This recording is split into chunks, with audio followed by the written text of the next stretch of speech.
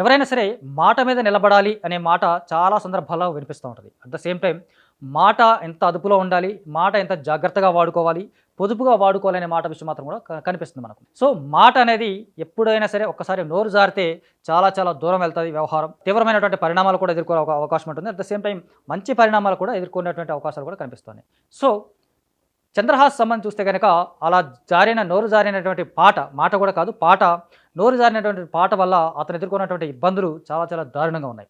ఒక రకంగా 'బరాబర్ ప్రేమిస్తా' అనే సినిమా సందర్భంగా చూస్తే, సినిమా ఫిబ్రవరి 6న రిలీజ్ అయింది. సినిమా చూస్తే కనుక ఫిబ్రవరి 6న రిలీజ్ అయినటువంటి సినిమా, దానికంటే ముందే చేసినటువంటి ప్రీ రిలీజ్ ఫంక్షన్లో అతను చేసినటువంటి హడావిడి కావచ్చు, అతను పాడినటువంటి బూతు పాట కావచ్చు, లేకపోతే అత్యంత జుగుప్సాకరమైనటువంటి పదాలతో వాడినటువంటి పాట, ఆ పాట చాలా బిగ్గెస్ట్ మైనస్ అయింది. ఆ కారణంగా అసలు 'బరాబర్ ప్రేమిస్తా' అనే సినిమా పట్ల కానీ, సినిమా మీద కానీ, ఆడియన్స్ మీద ఎలాంటి అంచనాలు కనిపించలేదు. అసలు ఆ సినిమా చూడాలనేటువంటి కోరిక కూడా చాలా మందిలో చచ్చిపోయింది. ఒక రకంగా చూస్తే కనుక అంటే చాలా చిన్న సినిమా అయినప్పటికీ, చాలా చాలా చిన్న హీరో అయినప్పటికీ కూడా ఒక రకంగా చూస్తే కంటెంట్ పరంగా, లేకపోతే ట్రైలర్ లాగానో చూస్తూ, లేదా ప్రమోషన్స్ పరంగానో, రకరకాలుగా ఇష్యూస్ కారణంగానో, లేకపోతే ప్రమోషన్స్ పరంగా వాళ్ళు మెప్పించేటువంటి అంశాలు ఉంటే కనుక కొంతమంది చూసే అవకాశం ఉంది. చూసి కనుక సినిమా బాగుంటే కనుక బాగుందని చెప్తారు, బాగాలేదని కనుక బాగాలేదని చెప్తారు, అంతవరకు ఓకే.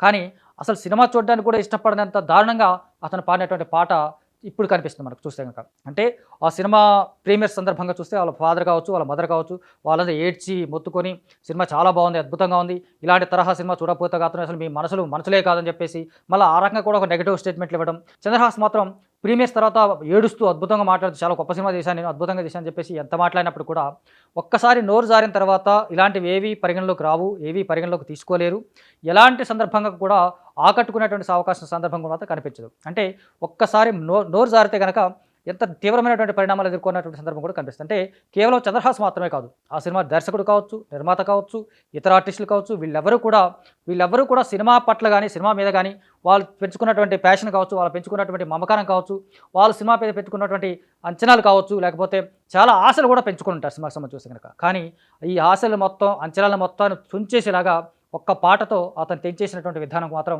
చాలా స్పష్టంగా కనిపిస్తుంది. అంటే మాట ఎప్పుడు అదుపులో ఉండాలి, పాట మరింత అదుపులో ఉండాలి అన్నట్టుగానే ఈ సినిమా విషయంలో మాత్రం స్పష్టంగా కనిపిస్తుంది మనకు. అంటే అటు దర్శకుడు పాపం ఆ దర్శకుడు ఎవరు అనేది కూడా ఎవరో ఆరాలు తీయలేనటువంటి పరిస్థితి, ఆ నిర్మాత ఎవరు అని చెప్పేటువంటి ఆ రెవెన్యూ పరంగా, లేకపోతే రికార్డు పరంగా కావచ్చు, లేకపోతే అతని కలెక్షన్స్ పరంగా కానీ జనాలు కనీసం కూడా ఆరాలు తీసేటువంటి పరిస్థితి కూడా లేనటువంటి దారుణమైనటువంటి పరిస్థితి కల్పించడం అనేది చాలా చంద్రహాస్కు మాత్రమే చెల్లినటువంటి అంశంగా కనిపిస్తుంది. ఇప్పుడు కూడా అతను ప్రమోషన్స్ పరంగా, లేదా అతను ఇంటర్వ్యూస్ పరంగా చూస్తే కనుక నేను చేసింది మంచే, నేను పాడింది మంచే, నేను గొప్పగానే పాడాను, మంచిగానే పాడాను, నాకు జేడి చక్రవర్తి కూడా పాజిటివ్గా చెప్పాడు ఆ రోజున, ఆ తర్వాత మాత్రం తిట్టాడు నన్ను అని చెప్పేసి చెప్పడం, ఇవన్నీ నాన్ సెన్స్. అంటే ఒక రకంగా చెప్తుంది నాన్ సెన్స్, ఇప్పుడు అవసరం లేదు. అంటే ఒక రకంగా జరిగిన పొరపాటు నుంచి తెలుసుకుని రిపీట్ అవ్వకుండా చూసుకోవడం అనేది ప్రధానమైనటువంటి విషయంగా కనిపిస్తుంది. అది కాకుండా ఇప్పటికి కూడా పాట మీద పట్ల అతను పాజిటివ్ ఒపీనియన్తో కనిపించడం, పాజిటివ్గానే కనిపించడం అనేది చాలా బిగ్గెస్ట్ దారుణమైనటువంటి విషయంగా కనిపించవచ్చు మనకి దీన్ని చూస్తే కనుక. అంటే చంద్రహాస్ విషయంలో అతను యాటిట్యూడ్ కావచ్చు, యాటిట్యూడ్ స్టార్ అని చెప్తున్నారు మొదటి నుంచి, ఆ యాటిట్యూడ్ చాలా దారుణంగా ఉండబోతున్నట్టుగా కనిపిస్తుంది, చాలా దారుణంగా కనిపిస్తుంది అనేది మాత్రం చాలా క్లియర్గా ఇప్పుడు తెలుస్తుంది మనకంటే ఇంటర్వ్యూల పరంగా కావచ్చు, ఇప్పుడు సినిమా ముందు కావచ్చు, తర్వాత కావచ్చు, రిలీజ్ తర్వాత చేసినటువంటి ఇంటర్వ్యూలు కూడా ఇంకా అలాగే దారుణంగా ఉండడం అనేది చాలా చాలా దారుణంగా కనిపిస్తుంది మనకు ఒక రకంగా చూస్తే. ఇకపై చంద్రహాస్ ఎంచుకున్నటువంటి సినిమాలు కావచ్చు, కథలు కావచ్చు, ఏవైనప్పుడు కూడా ప్రమోషన్స్ పరంగా నోరు అదుపులో పెట్టుకోవాలి, నోరు జాగ్రత్తగా ఉండాలి, మాట్లాడే ప్రతి మాట పట్ల కూడా జాగ్రత్తగా ఉండాలి. దాన్ని బట్టి ప్రేక్షకులు ఒక రకమైన అంచనాకి వచ్చేటువంటి అవకాశం ఉంటుంది. అంటే ఇక్కడ నుంచి మాట్లాడే విధానం కావచ్చు, పాటల విధానం కావచ్చు, లేకపోతే ప్రమోషన్స్ పరంగా కావచ్చు, లేకపోతే ఏదైనా సరే ప్రేక్షకుల పట్ల పాజిటివ్ ఒపీనియన్ ఉండాలి, పాజిటివ్గానే ఉండాలి. ప్రధానంగా చూస్తే కనుక ప్రేక్షకుల్ని గౌరవించే విధానంగానే అతను సినిమాలు రూపొందించాలి, సినిమాలతో పాటే చేసుకోవాలి, ఆ ప్రమోషన్స్లో కూడా అలాగే ఉండాలి. లేదు కాదు అనుకుంటే మాత్రం ఇక 'బరాబర్ ప్రేమిస్తా' తర్వాత జనాలు ఇకపై అతని సినిమాలు చూడరు, చేయరు, అతను అసలు సినిమా నటించే అవకాశం లేదని 'బరాబర్' అని చెప్పుకునేటువంటి విధానం కూడా కనిపిస్తుంది మనకు.